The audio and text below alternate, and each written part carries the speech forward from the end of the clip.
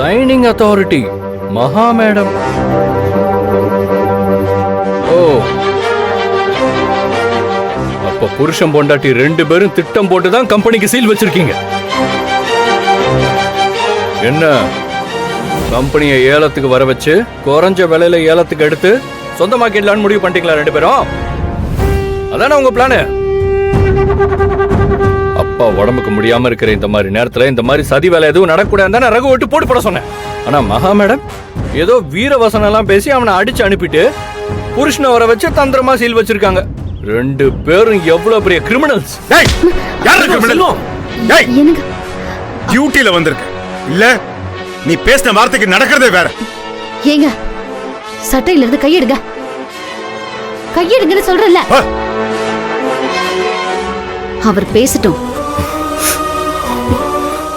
என்ன வேணாலும் பேசட்டும். என்ன பத்தியும் உங்களை பத்தியும் ஓனருக்கு நல்லா தெரியும்ல. இவருக்கு நாம யாருன்னு நிரூபிக்க வேண்டிய அவசியம்லாம் இல்ல.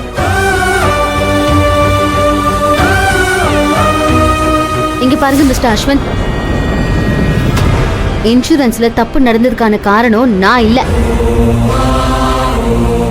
நம்ம கம்பெனியோட ஸ்ட்ரென்த் என்னன்னு தெரியாம 50 லட்சம் ரூபாய்க்கு ஆர்டர் எடுத்தது நீங்க.